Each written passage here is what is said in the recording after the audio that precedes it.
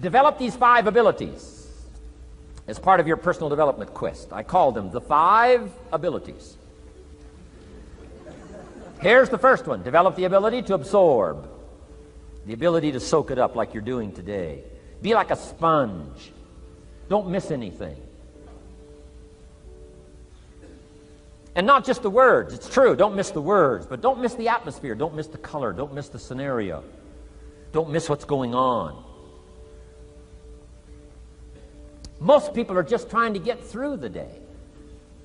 Here's what I want you to be committed to do. Learn to get from the day. Don't just get through it, get from it. Learn from it. Let the day teach you. Join the University of Life. What a difference that'll make in your future. Commit yourself to learning. Commit yourself to absorbing. Be like a sponge. Get it. Don't miss it.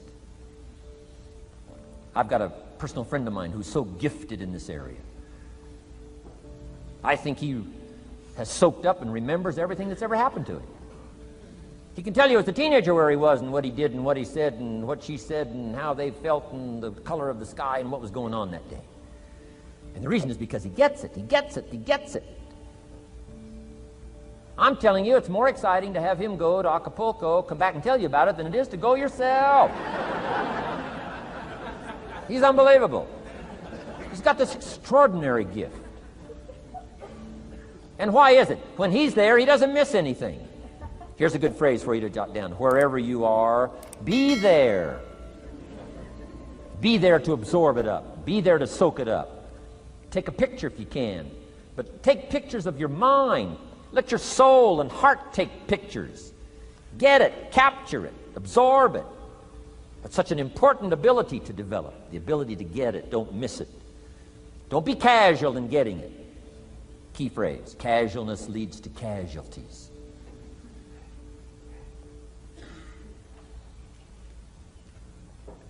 Second, learn to respond. The ability to respond means let life touch you. Don't let it kill you, but let it touch you. Let sad things make you sad. Let happy things make you happy. I'm telling you, give in to the emotion. Let the emotion strike you, not just the words, not just the image. Let the feeling strike you. Let the emotion strike you. Here's what's important. Our emotions need to be as educated as our intellect. Our emotions need to be educated as well as our intellect. It's important to know how to feel. It's important to know how to respond. It's important to let life in. Let it touch you.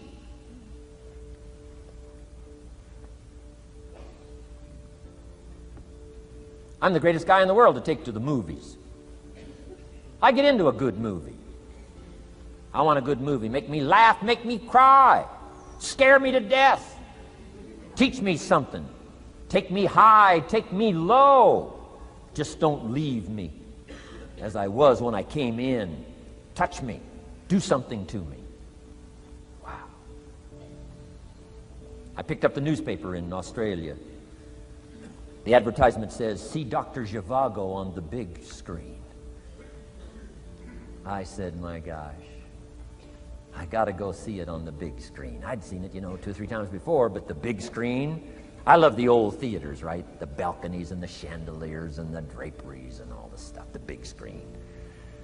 So I go one more time, see Dr. Zhivago, and sure enough, I'm swept away one more time. Story of the Russian Revolution, Dr. Zhivago, and that whole scenario. I had always missed the importance of the ending of that movie until this time. The other times I missed it. I'm telling you, this time, I got it. Comrade General said, Tanya, how did you come to be lost? After he'd found her, right? Said, how did you come to be lost? And she said, well, I was just lost. He said, no, how did you come to be lost? She said, well, we were, the city was on fire when we were running to escape, and I was lost. He said, no, how did you come to be lost? And that's what she didn't want to say. He finally pressed her again. How did you come to be lost? And she said, well, while we were running through the city and it was on fire, my father let go of my hand and I was lost. That's what she didn't want to say. Comrade General said, Tanya, that's what I've been trying to tell you. Komorowski was not your real father. He was not. I'm telling you, I've been looking all over for you, and I think I found you. This man, my relative, Dr. Zhivago, the poet, I'm telling you, he was your father. And Comrade General said, Tanya, I promise you this, if this man, your real father, had been there, I promise you, he would never have let go of your hand. And I got it. This time I got it. The other times I'm eating popcorn waiting for the movie to finish. I mean, this time I got it. I got it. I got it. I'm asking you to get it. Absorb and respond. Maybe you heard the story about the evangelist here in Texas way back in the horse and buggy days. Used to put up his tent in these various Texas towns and hold tent revivals. And he put up his tent. One of these towns expected a big crowd to come and hear him preach. And he got there first night of the tent revival, and he walked inside the tent. It was empty. And he thought, something must be wrong. He waited till 8 o'clock. Nobody showed up. He waited till 8:15. Not a soul.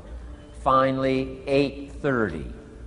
One lone cowboy wandered up on his horse, tied his horse up outside, came in, sat down on the front bench, big empty tent. So the preacher thought, well, at least I better go down and talk to the cowboy. So he goes down and talks to the cowboy, and he says, Cowboy, I don't know what to tell you. He said, I'm the preacher, and this tent was supposed to be full of people. And he said, something's gone wrong. I really don't know what to do. I'm embarrassed. And he said, I don't know what to do. And the cowboy said, well, I'm not a preacher. I'm just a cowboy, so I can't tell you what to do. But he said, I know this, if I went out to feed my cattle and only one showed up, I'd at least feed it. So the preacher said, hey, the cowboy is right. If you've got a message to share, if there's one person or 1,000, don't let your ego get in the way. You should do the best you can. So he got kind of inspired by this conversation with the cowboy, jumped up on the platform, started preaching as if the tent was full of people. And he was so inspired, he just kept going, went for an hour and 15 minutes, hour and a half. Finally, wound down and quit. Come down off the platform, talked to the cowboy again, said, well, cowboy, what did you think of my sermon? The cowboy said, well, I'm not a preacher, so I can't really tell. I'm just a cowboy. But he said, I know this. If I went out to feed my cattle and only one showed up, I'd feed it, but I wouldn't dump the whole load on it.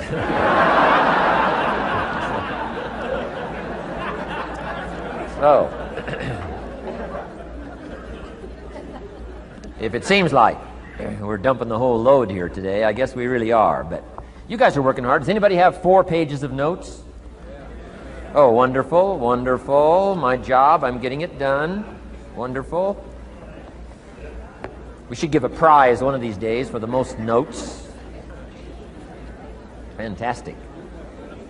I congratulate you. You're working as hard as I am. I appreciate that. Okay, we got some more work to do, so let's go to work. Everybody's okay? Say, I'm okay. All right. I'd love to take you with me as my traveling audience. Wow. We've covered the first 2 abilities in the personal development quest.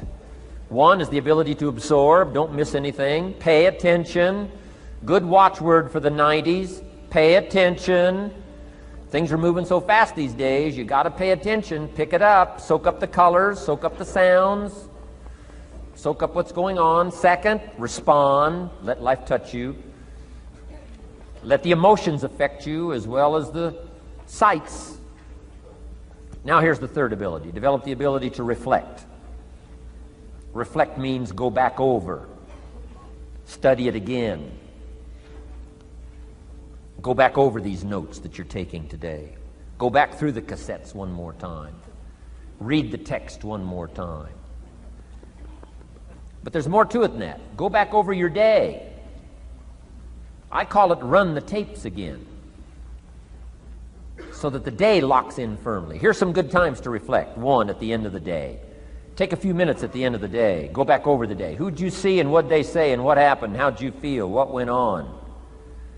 So that you capture that day. A day is a piece of the mosaic of your life. Number one, don't treat it casual. Number two, get from the day. And then number three, go back over the day so that it locks in that experience, the knowledge, the sights, the sounds, the panorama, the color, motion, picture of the day. Just lock it in so that it will serve you for the future, having that day, not missing it. Next, take a few hours at the end of the week, called time to reflect. Go back over your day timer, go back over your calendar, go back over your appointment book. Where did you go and who did you see and how did it feel and what went on? Capture that week. A week is a pretty good chunk of time. Next, take half a day at the end of the month, called time to reflect. And do the same thing again. Go back over what you read, go back over what you heard, go back over what you saw. Go back over the feelings to capture it so that it serves you. Next, take a weekend at the end of the year to establish this year now firmly in your consciousness, firmly in your experience bank, so that you've got it, so that it never disappears. Good ability to acquire, the ability to reflect. Go back over. Remember. Remember. Remember. It's so valuable to be able to remember the thought, remember the idea, remember the experience, remember the occasion, remember the day, remember the weather, remember the emotion, remember the complexity, remember the highs, remember the lows. So valuable at the end of the day. Lock that day in. Lock the month in. Lock the week in. Lock the year in. Old Testament says a unique scenario unfolded according to the law, and that was they worked 9 years, and the 10th year was a sabbatical. The 10th year, work 9, take the 10th year, and not just to relax, not just to replenish, not maybe just to get physically in shape. Change of pace, we call it in the modern society, but not just for that. I'm sure that in ancient days, that sabbatical was to go over the last 9 years, what went right and what went wrong, and what worked well and what didn't work well. And how did you grow, and how did you learn, and how did you change, and what have you got now after 9 years that you didn't have at the beginning of the 9 years? See, that's so valuable, a sabbatical, some time. There's also something to be said for solitude when you reflect. Sometimes you can reflect with somebody. Husband and wife reflect on the past year, right? Parents reflect with their children on the past year. How did we do it, and how didn't we do it, and how could we improve? Colleagues can reflect with each other. But now here's one of the most important. You got to learn to reflect with yourself. There's something to be said for solitude. There's something to be said for taking those occasions to shut out the world and shut out everything else for a while. I've got a motorhome. That's how I do it. With my motorcycle on the back. And I head for the mountains and ride the Jeep trails, where there's very few human beings on the Jeep trails, or out in the desert somewhere. It's called my time to get away. When you live a very public life, you treasure solitude. A chance to reflect, go back over my life, go back over my skills, go back over my experiences. Alone. There are some things you need to do alone. Ponder, think, wonder, read, study, absorb, soak in. See if you can't become better this year than you were last year, better the next 9 than you were the first 9. Solitude. There's even a more modern advice that says, go to the closet for time of meditation, time of prayer. Go to the closet. Closet meaning what? Away. And there's even a graphic description of the away. It said, enter into your closet and what? Got some students here, I'm sure. What? Close the door. For what? Just to shut out everything. Life is experience, experience, experience, and touching and seeing and looking and doing and acting and disciplines and all the stuff. But sometimes, this is where this reflecting is so important, to shut the door. Just shut the door and wonder. Prayer, contemplation, thinking, and let things move in to your consciousness and awareness that no other way can it be done. Right? Flying down the freeway, I'm telling you, it's difficult to get through.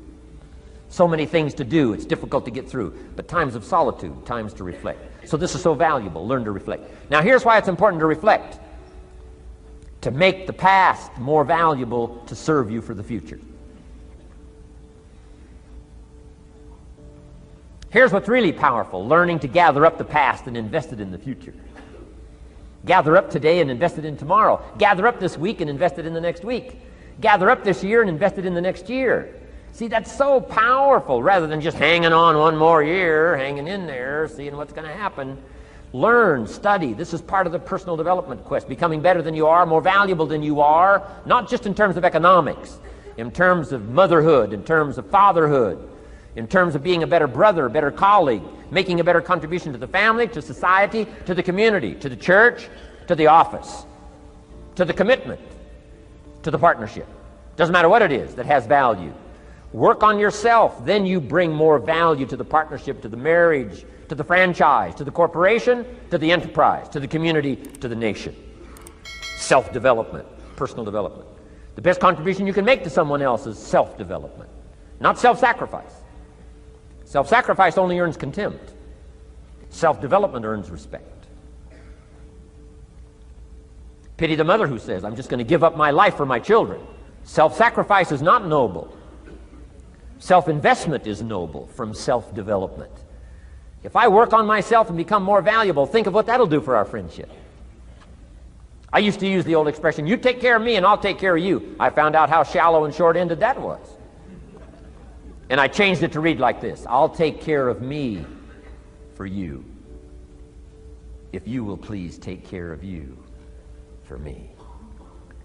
And this is part of it, the personal development, that we work harder on ourselves than we do on our job. Now we bring that to the friendship. Now we bring that to the marriage. Now we bring that to the family relationship as a father, as a mother. And we develop the strength and we develop the power. That's key. And it takes, I think, this scenario of disciplines, these abilities, to acquire those gifts and those skills, that value, so that we bring more. Now, we bring more to the next week. We bring more to the next month. We bring more to the next year if you follow this absorb, respond, and reflect. I said to my father, when he was about to turn 76, his 76th birthday, I said, dear father of mine, can you imagine what it's going to be like to gather up the last 75 years of your life and invest them in your 76th year? What a difference of philosophy, rather than just hanging on one more year. Gather up 75 and invest them in the next one. Gather up the last 6 years and invest it in the next year. See, that's so powerful in communication, which we're going to study soon. So powerful. So consider this. 1, the ability to absorb. 2, the ability to respond. 3, the ability to reflect. Here's number 4, develop the ability to act. Take action. Not hasty if it isn't required, but don't lose much time. Here's the time to act. When the idea is hot and the emotion is strong. That's the time to act. You say, Mr. Rohn, I'd like to have a library like yours. See, if you feel strong about that, what you got to do is get the first book and then get the second book. Before the feeling passes and before the idea gets dim, action pronto, action immediate, action as soon as possible. Because if you don't, here's what happens. We call it the law of diminishing intent. We intend to when the idea strikes us. We intend to when the emotion is high. But now if you don't translate that into action fairly soon, now the intent starts to diminish. And a month from now it's cold. A year from now, can't be found. So act, set up a discipline when the emotions are high and the idea is strong and clear and powerful. That's the time to set up the discipline. Somebody talks about good health and you're stirred, says, right, I need to get a book on nutrition. Get the book before the idea passes and before the emotion gets cold. Go for the book. Start the library. Start the process. Fall on the floor. Do some push-ups. Action. Got to take action. Otherwise, the wisdom is wasted. Otherwise, the emotion soon passes. Unless you put it into a disciplined activity. Capture it. Disciplines is called how to capture the emotion and how to capture the wisdom and translate it into equity. Disciplines. Now, here's what's important about disciplines. All disciplines affect each other. In fact, here's a good philosophical phrase. Everything affects everything else. Nothing stands alone. Don't be naive in saying, well, this doesn't matter. I'm telling you, everything matters. There are some things that matter more than others, but there isn't anything that doesn't matter. Okay. We all pity the man who says, well, this is the only place I let down. Not true. Key to take home. Every letdown affects the rest of your performance. Every letdown affects the rest. This is part of the educational process on personal development. If you don't take the walk around the block, you probably won't do the apple a day. If you don't do the apple a day, you probably won't start building your library. If you don't build your library, you probably won't keep a journal, and you won't take pictures, and then you won't do this, you won't do wise things with your money, won't do wise things with your time, won't do wise things with your possibilities and relationships, and the first thing you know, 6 years of that accumulated, and we say you have messed up. So the whole key to reversing that process now is to start picking up these disciplines. Now here's the positive side. Every new discipline affects the rest of your disciplines. Every new one affects the rest. That's why action is so important. The least action, the smallest action. Take it. Because when you start accomplishing and the value starts to return from that one action, it'll inspire you to do the next one and the next one and the next one. You start walking around the block, it'll inspire you to get an apple. Get an apple, it'll inspire you to get a book. Get a book, it'll inspire you to get a journal. Get a journal, it'll inspire you to grow, develop some skills. All disciplines affect each other. Every lack affects the rest. Every new affects the rest. The key is to diminish the lack and set up the new. And you've started a whole new life process. Key. Also, one more thought on discipline. Here's the greatest value of discipline. Self-worth. Self-esteem. People are teaching self-esteem these days, but they don't connect it to disciplines. The least lack of discipline, and it starts to erode our psyche. One of the greatest temptations is to just ease up a little bit, right? The slightest lack of doing your best starts to erode the psyche. Instead of doing your best, doing just a little less than your best. Sure enough, you say, well, it's just going to affect my sales. No, it's going to affect your consciousness. It's going to affect your philosophy. Now you've begun in the slightest way to affect your own philosophy. Here's the problem with the least neglect. Neglect starts as an infection. And if you don't take care of it, it becomes a disease. And one neglect leads to another. And the worst of all, when neglect starts, it diminishes our self-worth, our self-confidence, our self-value. You say, well, how can I get back my self-respect? I'm telling you, you don't have to go to 29 classes. All you have to do is start the smallest discipline that now corresponds to your own philosophy, like I should, and I could, and I will. No longer will I let neglect stack up on me so that I will have the sorry scenario 6 years from now, giving some excuse instead of celebrating my progress. That's the key to discipline. Okay? Let's get kids involved in the least of disciplines. One more, and then one more, and then another one, and then another one, and then some more. And the first thing you know, you're starting to weave the tapestry of a disciplined life into which you can pour more wisdom and more attitude and more strong feeling, more faith and more courage. Now you've got something, a vessel in which to put it, and now the equities start to flow. And the early return, I'm telling you, if you'll start this process, the early return will have you so excited. You'll commit yourself to this strategy for the rest of your life. You'll never go back to the old ways. Join a new crowd. Join a new group. The disciplines to do it. Take action. I recommended the last time I was here the little book, Richest Man in Babylon, and I said I've lectured now to over 3 million people in the last 33 years, and I've recommended this little book to almost all of them, I think. Guess how many have actually gone and got this little book? Answer, very few. My best guess is 10%. Such an easy thing to do.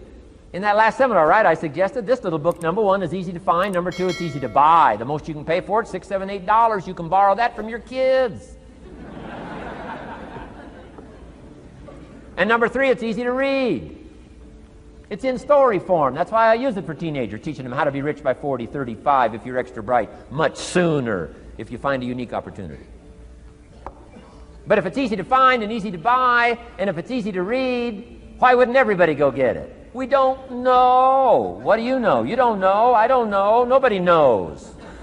Here's how profound it is. Some do and some don't. Now here's the numbers. About 10% do.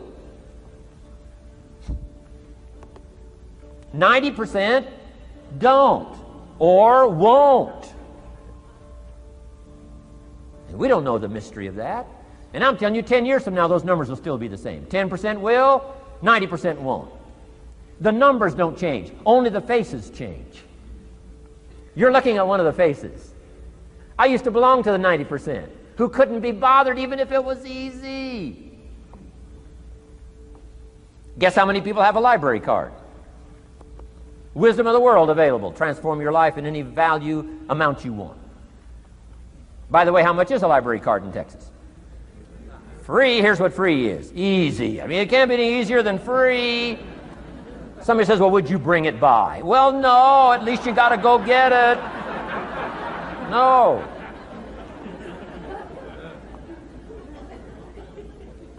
Wisdom of the world available. Transform your life spiritually, socially, personally, economically, and every other way. Teach you how to be rich and powerful and sophisticated and healthy, influential. How many people have a library card? Answer, 3%. 95, 97% couldn't be bothered. Guy specializes in happy hour, but he doesn't have a card. And now readily and quickly blames the government and blames his company and blames policy and blames the pay scale. When if he only knew, if he joined the 3%, here's my advice to you today. Walk away from the 97%. Don't talk like they talk. Don't act like they act. Don't go where they go. Don't specialize in what they specialize in. Throw away the blame list they cling to. Start you a new life. You say, well, is it as simple as getting a library card and join the 3%? And the answer is, of course. Of course. That's how easy this stuff is. This is so easy. It's so simple. It's not complex. You don't need a 2,000-year-old guru.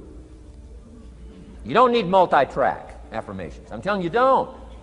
Affirmation without discipline is the beginning of delusion. Key.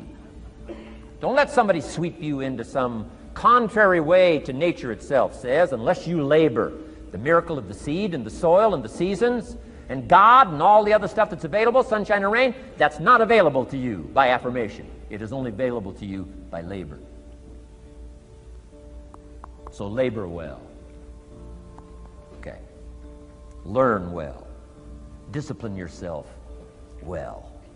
And you can have all the treasures you want. This stuff's easy and simple. It's not ocean waves and seagulls. You don't have to move to Sedona where all the force fields come together in Arizona.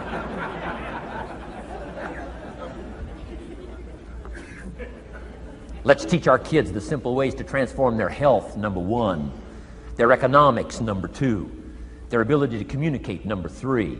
Their life and treasure and lifestyle, number four. Spirituality, number five. And the list goes on and on. Let's not leave out any of the least of disciplines that encourage us to do the next one, to do the next one, to do the next one. First thing you know, this whole scenario for you is spinning up instead of out of control on the negative side. This is all you got to do. It's as simple as this. It's as simple as a start, committing yourself to life change. And once you start down this road, I promise you, you'll join the 10% and the 3%. We're going to talk financial independence in just a little while. Guess how many people can retire from the income of their own personal resources when it comes time to retire? Answer, 5%. In the most independent country in the world, 95% are dependent, 5% are independent. Take charge of your own retirement. I'm telling you, if you take charge of your own retirement through personal development and all these skills we've taught today, plus what's coming up, financial independence, I'm telling you, take charge of your own retirement, you can multiply it at least by 5, maybe by 10, maybe by 20, maybe by 100. Let the government take care of it, some company take care of it, you got to divide by 5. Take charge of your own life, take charge of your own day, take charge of your own conversation, take charge of your own family, take charge of your own possibilities. And learn these skills, develop this kind of strategy, and I'm telling you, life will open up for you. Join the 3%. Join the 10%. Join the 5%. Walk away from the 95%. In our Leadership Weekend we teach, find out what poor people read and don't read it.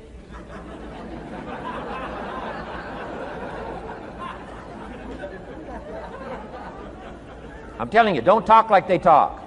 Lend a helping hand, but don't fall into their poor philosophical scenario.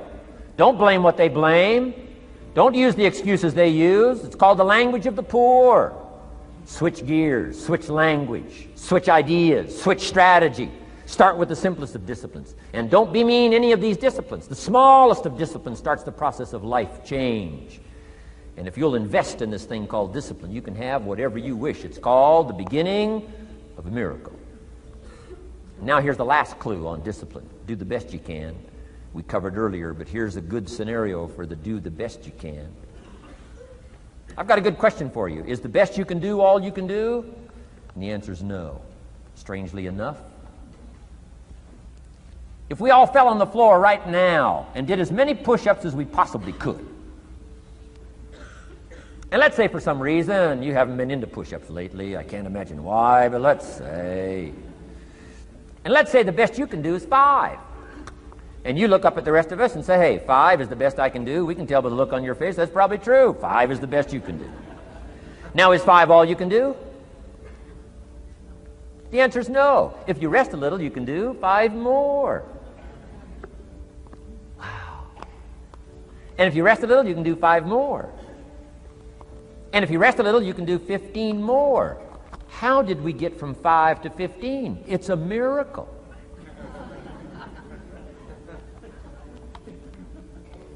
And if you rest a little, you can do 15. Rest a little, you can do 15. Rest a little, you can do 20.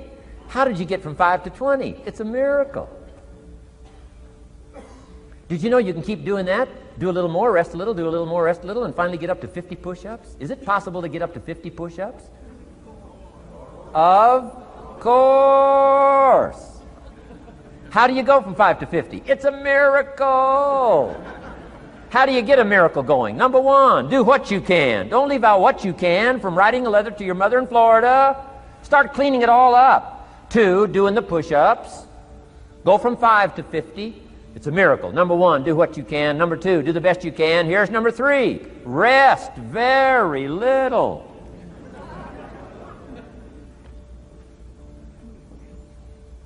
Don't rest too long. Why? The weeds take the garden. Kids have got that figured out. You can't rest too long. Here's the clue. Make rest a necessity, not an objective.